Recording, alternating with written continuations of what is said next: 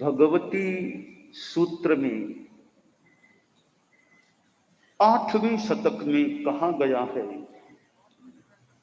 अह भन्ते कुम्मे कुम्मावलिया गोहा गोहावलिया गोणा गोणावलिया मनुष्ये मनुष्यावलिया महिषे महिषावलिया एषीणम दुहावा तिहावा संखिज्जहावा छिन्नाणम जे अंतरा ते वीणम तेहिम जीव पेशेहिम फुडा हंता फुडा पुरुषे णम भन्ते अंतरे हत्थेन वा पादेन वा अंगुलियाय वा सलागाय वा कत्थेन वा किलिंचेन वा आमुसमाने वा सम्मुसमाने वा आलिहमाने वा विलिहमाने वा अन्नजरेण वा तिक्षेणम सत्थजाएणम आछिंदमाने विछिंदमाने अगणिकाएण वा समोडहमाने तेसिम जीव परेशानम किंच आबाहं वा विवाहं वा उपाए सविच्छेदं वा करे नो तिनत्थे समत्थे नो खलु तत्थ सत्थम कमय। एक प्रश्न भगवती सूत्र यहाँ उठाया गया है कि भन्ते कछुआ, कछुए की आवलिका, गोह, गोह की आवलिका, बैल, बैल की आवलिका, मनुष्य, मनुष्य की आवलिका, भैंसा, भैंसे की आवलिका, इन जीवों के शरीर के 2, 3 अथवा संख्येय खंडों में छिन्न हो जाने पर जो अंतराल होता है, क्या वह उन जीव प्रदेशों से सृष्ट होता है? हाँ, सृष्ट होता है। एक आत्मवाद से संदर्भित बात है। कभी कभी आपने या संतों ने कभी देखा होगा, छिपकली की पूंछ कट जाती है, कहीं आ गई पूंछ कट गई, तो पूंछ अलग कंपित हो रही है, छिपकली थोड़ी आगे चली गई। अब यहां एक प्रश्न होता है कि छिपकली की पूंछ अभी स्पंदमान है, स्पंदन कर रही है, छिपकली का और शरीर थोड़ा आगे जा रहा है। अब जो आत्मा शरीर में थी, क्या पूंछ कटने पर आत्मा भी कट गई क्या? छिपकली तो 1 मीटर 2 मीटर मान लो मूल शरीर आगे चला गया, वो पूंछ है वो पीछे रह गई है, वो स्पंदमान है, उसमें अभी भी जीव है। तो इतना वो छिपकली इधर ये पूंछ है, तो आत्मा कट गई बीच में या ठेठ तक आत्मा है? यह एक प्रश्न है। तो इस प्रश्न का उत्तर इस भगवती सूत्र के इस सूत्र से यहां प्राप्त होता है कि ऐसे प्राणी का शरीर 2 टुकड़ों में 3 टुकड़ों में कट जाए, अलग टुकड़े हो गए, वो टुकड़े अभी भी स्पंदमान हैं, यानी उनमें जीवत्व है। तो अब वो जो आत्मा थी, आत्मा तो वैसे एक थी, वो आत्मा के भी टुकड़े टुकड़े हो गए, वो आत्मा की क्या स्थिति है? तो इसका उत्तर है, शरीर के टुकड़े हुए हैं, आत्मा के टुकड़े हो नहीं सकते। टुकड़े शरीर के ही हो सकते हैं, आत्मा के नहीं हो सकते। तो क्या वो आत्मा जैसे छिपकली की पूंछ और बाकी का शरीर आगे ठेठ तक आत्मा है क्या? कि हाँ, ठेठ तक वो जीव प्रदेश है।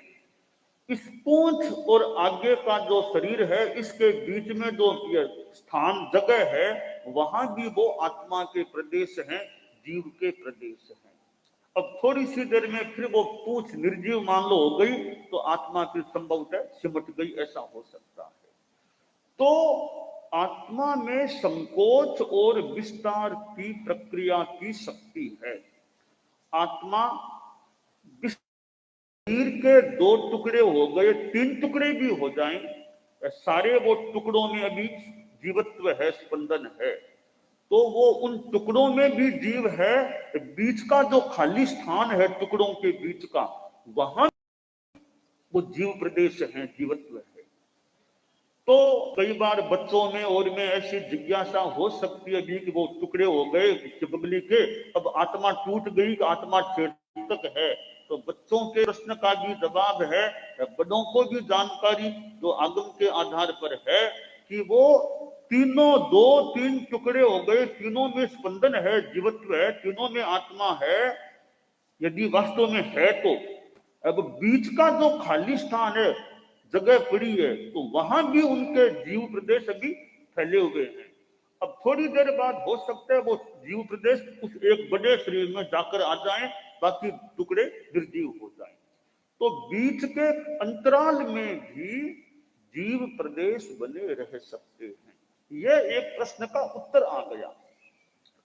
अब एक दूसरा प्रश्न किया जा रहा है, वह भी बड़ा अच्छा, बहुत महत्वपूर्ण है, ज्ञातव्य है। हमारे सन्मति शिक्षण कक्षा के वो छोटे संत भी कई हों तो यहाँ हो सकते हैं जो पढ़ा करते हैं। तो अब वो दो तीन टुकड़े मान लो हो गए शरीर के, अब बीच में अंतराल है, वहां जीव है, यह बात तो मान ली, जान ली कि बीच में भी जीव प्रदेश होते हैं। अब कोई आदमी है, अब वो बीच का जो स्थान है, जैसे वो छिपकली की पूंछ यार वो मूल ज्यादा शरीर आगे है, बीच में मान लो 1 मीटर की जगह है। अब उस पर से कोई मान लो आदमी चलता है, पैर रखता है, हाथ रखता है, या लाठी आदि से कुछ करता है, तो आत्मा तो बीच से एक और किसी से एक और किसी शस्त्र से कुछ प्रयोग करता है, तो जो जीव प्रदेश हैं उनकी हिंसा होगी या नहीं? बीच में आत्मा तो है, उस पर साधु सलार पैर रख दिया या कोई किसी आदमी ने लाठी आदि का कुछ प्रहार किया, शस्त्र का प्रहार किया, तो बीच में जो आत्मा के प्रदेश हैं उनकी हिंसा हुई या नहीं, यह प्रश्न है। तो इसका उत्तर है, उन जो बीच में जीव प्रदेश हैं उनको कोई बाधा पैदा नहीं होती, उनको कोई तकलीफ नहीं पड़ती है। भले पैर रख दो, हाथ कर दो, शस्त्र का कोई प्रहार भी कर दे वो बीच के स्थान में, तो उन जो जीव प्रदेशों की जो अवस्थान है उनको कोई बाधा विबाधा कुछ भी नहीं होता। तो क्यों नहीं होता? कि वहां भगवती में कहा गया कि नो खलु तथ्य सत्थम कमई, वहां शस्त्र का कोई काम नहीं हो सकता, शस्त्र प्रहार नहीं कर सकता। जो यह बात अच्छज्यो ये मदाइयो ये मकलज्यो स्वस्य, आत्मा अच्छज्य है, अदाय। कोई वहां आग लगा दे, वो बीच में प्रदेश है, वहां कोई आग जलाए, सर्दी है तपने के लिए आग वहां रख दी, तो भी उन जीव प्रदेशों को कोई बाधा विबाधा पैदा नहीं होगी, उनको तकलीफ नहीं पड़ती है। वो शरीर को तकलीफ पड़ती है, आत्मा को तकलीफ नहीं पड़ती। आत्मा के साथ कार्बन शरीर भी है, आत्मा के साथ तेजस शरीर भी है। आत्मा तो सूक्ष्मतम चीज हो गई, कार्बन शरीर सूक्ष्मतर मान लें और तेजस शरीर सूक्ष्म है, तो भले कोई अग्नि भी जला दे वहां, तो कोई जीव उन जीव प्रदेशों को कोई तकलीफ नहीं, बाधा विबाधा पैदा नहीं होती है। तो यह एक आत्मवाद का एक छोटा सा एक वाद है, एक कंसेप्ट है कि यों दो बातें इस भगवती सूत्र के सूत्र से प्राप्त होती है कि दो तीन टुकड़े भी किसी जीव के हो जाएं, तीनों में अभी स्पंदन है, जीवत्व है, बीच में जो खाली स्थान है वहां भी आत्म प्रदेश है। यह पहली जानकारी मिलती है इस सूत्र में। आगे जो कहा गया कि बीच में जो खाली स्थान है वहां जीव प्रदेश है, वहां कोई आग भी जला दे, शस्त्र का भी कोई प्रयोग करे, तो उन जीव प्रदेशों को कोई बाधा विबाधा कुछ भी पैदा, उनको कोई तकलीफ वाली वैसी बात आश्रय नहीं होती है। तो यह है जो आत्मवाद का सिद्धांत। आत्मा एक प्रमुख तत्व है और अध्यात्म जगत में आत्मा ही मूल तत्व है। अध्यात्म, अध्यात्म शब्द में भी तो आखिर आत्मा है, तो अध्यात्म का मूल तत्व आत्मा है। आत्मनि, आत्मा में रहने की जो बात अध्यात्म है, तो अध्यात्म तो सारा आत्मवाद पर ही मानो टिका हुआ है। और इस अध्यात्म में आत्मवाद के साथ, साधना की बात के साथ हिंसा की बात भी है। वो तो जीवों के टुकड़े, मान लो एक उदाहरण मान ले कि 2-3 टुकड़े शरीर के हो गए, वो तो किसी कारण से हो जाए, किसी भूल से भी हो जाए। हमारे चारित्रात्माएं भी बैठे हैं, भूल कैसे हो सकती है कि जैसे मान लो संत है, चारित्रात्मा मान लो टॉयलेट में जा रहे हैं, दरवाजा बंद किया, अब दरवाजा को बीच में देखा, यानी बीच में क्या है, अंतराल में है क्या, फट बंद कर दिया। कई बार खिड़की खुली है, साधु बैठा है कि हवा आ रही है, बैठा उगा लेकर बैठा ही खिड़की को बंद कर दिया, मान लो कर दिया। अब प्रतिलेखन किया यानी कि बीच में कोई जीव तो नहीं है ना। अगर कोई छिपकली बीच में मान लो स्थित है और ऐसे हमने दरवाजा बैठे बैठे खिड़की को बंद कर दिया, टॉयलेट में गए, फट दरवाजा बंद किया, प्लेवना की नहीं, तो कोई छिपकली जैसा जीव और वो किंचित गया, आ गया, मर गया, तो उसके टुकड़े हो गए, तो टुकड़े हो न हो, जीव मर जाए, तो ये एक हिंसा का काम हो गया। तो हम चारित्रात्माएं हैं, क्योंकि जीव की हिंसा हमारे प्रमाद से न हो, इसलिए दरवाजा बंद करना हो, खिड़की बंद करनी हो, दिन में एक रात में हमें अपनी आंखों का उपयोग करना चाहिए कि भी देख लो कहीं कोई जीव तो नहीं है ना। इसलिए फट नहीं करके प्रतिलेखन करना चाहिए। पहले खड़े हो जाओ, देख लो जीव जंतु, मान लो खड़े होने में दिक्कत है तो और किसी संत से कह दो, भाई देख लो कोई जीव तो नहीं है ना, देख करके बंद कर दो इसको।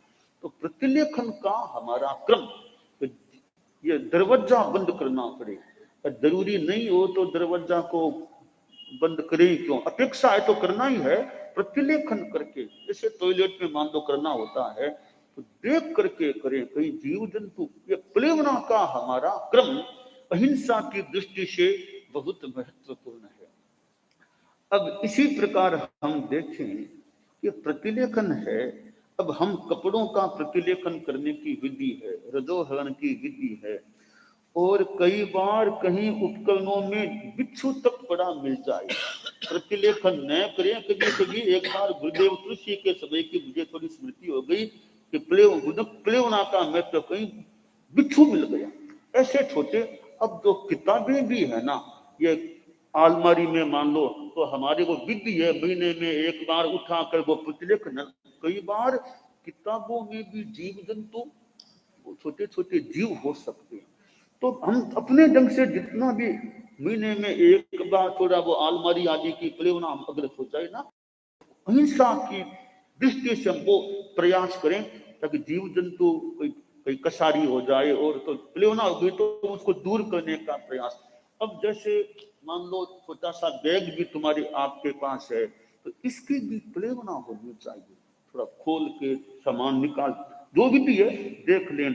छोटा सा बैग तुम्हारे पास रहता है मान लो, तो इसमें कॉपियां वगैरह, उसकी भी रोज प्रतिलेखन की क्रिया होनी चाहिए। यह अहिंसा के लिए है। इसलिए ज्यादा अनावश्यक उपकरणों को तो रखें नहीं तो बढ़िया रहे, फालतू जितना रखेंगे उतनी प्लेवना बढ़ी, प्लेवना नहीं करेंगे तो वैसे वो समस्या है। तो प्रतिलेखन होना चाहिए, और उसके लिए अनावश्यक उपधि न रहे तो प्रतिलेखन कुछ कम हो सकता है। ये अल्पोपधि का जो सिद्धांत हमें शूलिका में भी है, अपो वही वो जो आता है, अणिये वासो समयान चर्या अन्नाय उंचम परिरिक्कया, ये अपो वही, ये विहान पसंद था, ये पसंद था, ये कि अनावश्यक मेरे पास संग्रह उपधि का न रहे। मैंने साधु साधियों की वो रिपोर्ट की वस्त्रों की थोड़ी सी जानकारी ली भी किसके पास, तो वो भी हमें ध्यान रखना है। अगर लगे कि कल्प से थोड़ा सा कपड़ा किसी के ज्यादा है तो उसको चतुर्मास लग गया है, पर्यूषण से पहले पहले वो अगर कहीं ज्यादा है तो वो सीमा के अंदर आ जाए। ये हमें चारित्रात्माओं को, कहीं कपड़ा थोड़ा लगे कल्प से मेरे पास है कोई बात नहीं, पर्यूषण लगने से पहले पहले वो कपड़ा सीमा के अंदर आ जाए, वो हम सभी को अपने अपने ढंग से तो ध्यान जिनके जिम्मे जो काम है ध्यान दे के भी अगवानी भी कप्ताज में भी सबके कपड़े देख लो, सब क्लब के सीमा में आ गए हैं ना। तो अल्पोपदी सीमा से अतिरेक वाला वस्त्र जो हमारी मर्यादा से अधिक होता है व्यवस्था के हिसाब से, विधि के हिसाब से, वो न रहे, इसके प्रति भी हमें ध्यान दे लेना चाहिए।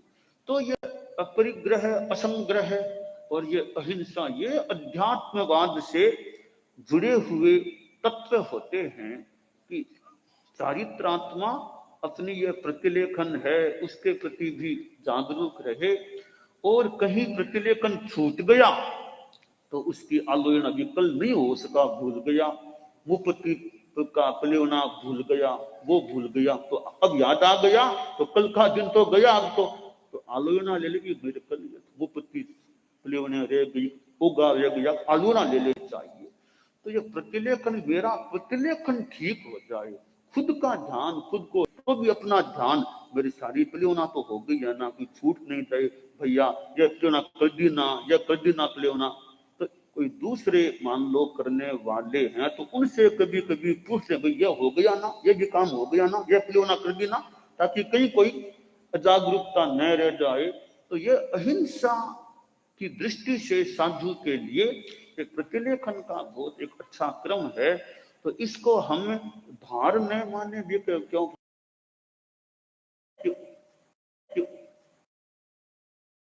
में कोई उठना बैठना ही कम है तो बोले एक टाइम भी दो है, उसके अनुसार प्रतिलेखन का क्रम बराबर हमारा चलते रहना चाहिए। और तो क्या छोटी छोटी चीज है, यानी साधु की प्रत्येक चीज मानव की प्रतिलेखन योग्य, प्रतिलेखन की विधि क्या वो अलग बात है, हर उपदी साधु की दृष्टि प्रतिलेखन जो भी विधि है उसके अनुसार आना चाहिए।